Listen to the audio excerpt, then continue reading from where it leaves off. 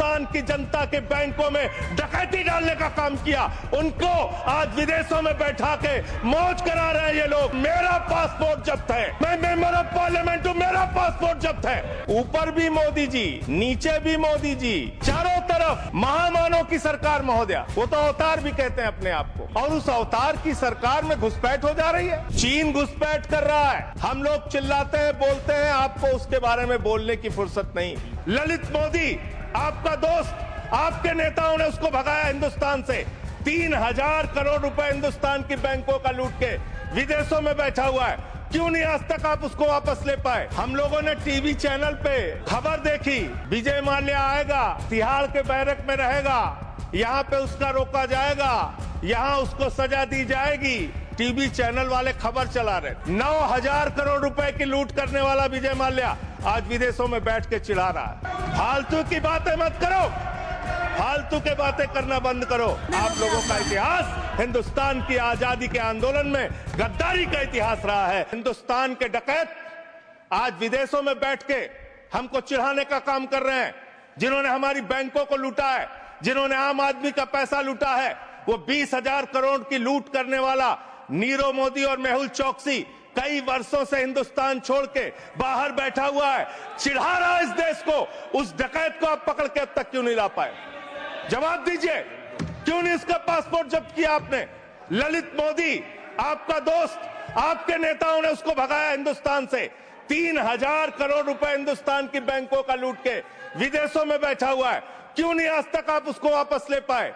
विजय माल्या 9000 करोड़ रुपए हिंदुस्तान का लूट के, हिंदुस्तान के बैंकों का लूट के, हिंदुस्तान के आम आदमी का पैसा लूट के 9000 करोड़ रुपए विजय माल्या विदेशों में बैठा हुआ है, आपको चिढ़ाता रहता है।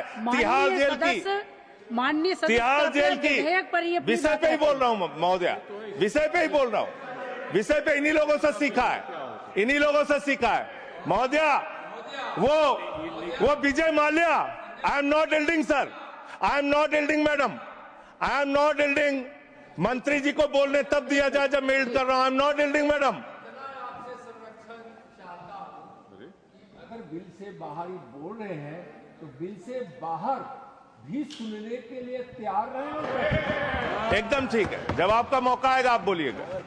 महोदया, हम लोगों ने टीवी चैनल पे खबर देखी, विजय माल्या आएगा, तिहाड़ के बैरक में रहेगा, यहां पे उसका रोका जाएगा, यहां उसको सजा दी जाएगी। टीवी चैनल वाले खबर चला रहे थे और ये लोग भी बोल रहे थे विजय माल्या को लाएंगे। 9000 करोड़ रुपए की लूट करने वाला विजय माल्या आज विदेशों में बैठ के चिढ़ा रहा है। और एक ललित मोदी है, उसने कौन से देश की, संजय रावत जी, मुझे तो नाम में भूल गया है, बानुआतू की नागरिकता ले लिया उसने कहा 1 करोड़ रुपए जमा करो, बानुआतू चलो, बानुआतू चला गया।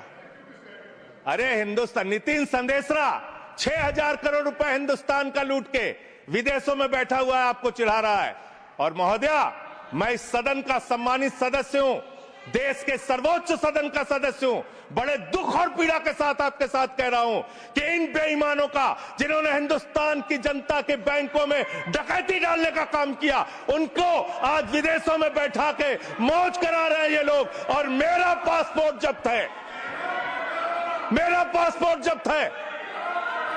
क्या मैं हिंदुस्तान का नागरिक नहीं? क्या मैं इस सर्वोच्च सदन का सदस्य नहीं? मैं मेंबर ऑफ पार्लियामेंट हूं, मेरा पासपोर्ट जब्त है। मैं कहना चाहता हूं इनसे, अगर वास्तव में तुम्हारी नीयत साफ है तो आज हिंदुस्तान के अंदर 50 करोड़ से ज्यादा जिन जिन लोगों का बकाया है, सबका पासपोर्ट जब्त करो, कोई हिंदुस्तान छोड़ के भागने ना पाए। सबका पासपोर्ट जब्त कीजिए। आप अनावश्यक बातें करते हैं। 11 साल से आपकी राज्यों में सरकार, 11 साल से आपकी केंद्र में सरकार, और बांग्लादेशी घुसपैठिया आप नंबर नहीं बता पाते कितने भगाए आपने।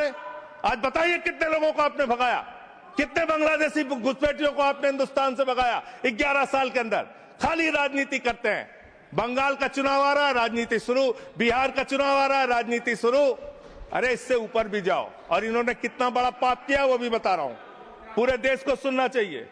कितना बड़ा पाप किया इन्होंने। पंजाब के अंदर जो सीमा थी बीएसएफ के देखरेख में, उसको इन्होंने बढ़ा दिया, 50 किलोमीटर तक कर दिया। इसके साथ साथ इन्होंने tycoon profited after India relaxed border security rules for energy park.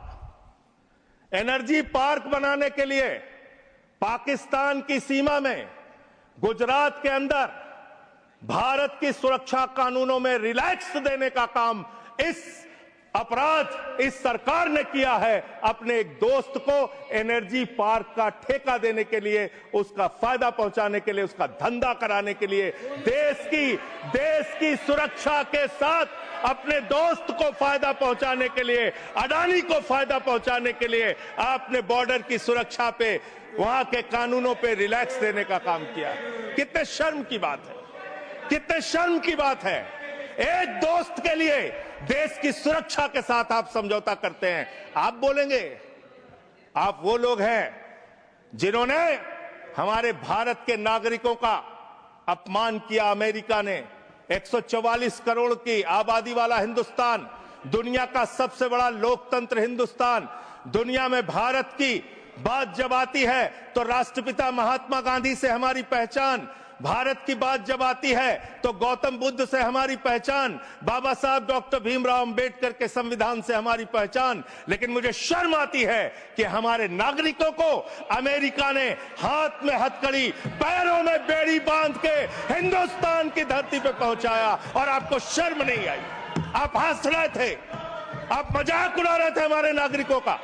और हिंदुस्तान के अंदर जो हमारे नागरिक लाए गए अमृतसर के अंदर, उनको हथकड़ियां बांध करके जब उतारा गया, मान्यवर महोदया, जब उनको उतारा गया तो प्रधानमंत्री भी वहां उस वक्त थे, लेकिन उन्होंने सवाल नहीं खड़ा किया। जब उनको यहां उतारा गया, उसके बाद उनको कैदियों के वैन में बैठा के हरियाणा छोड़ा गया।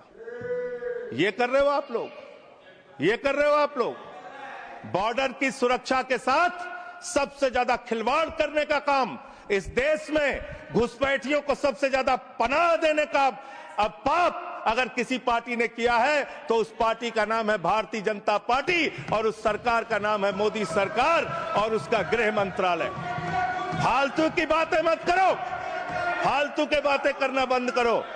देश के अलग अलग दुनिया के अलग अलग हिस्सों में अगर इस देश की बैंकों को लूटने वाले चंद पूंजीपतियों को बिठाने का, मौज उड़वाने का अपराध अगर किसी ने किया है तो नरेंद्र मोदी की सरकार ने किया है, एनडीए की सरकार ने किया है, आप लोगों ने किया है। आपको बोलने का कोई अधिकार नहीं है। हम राष्ट्रभक्त थे, हैं और रहेंगे।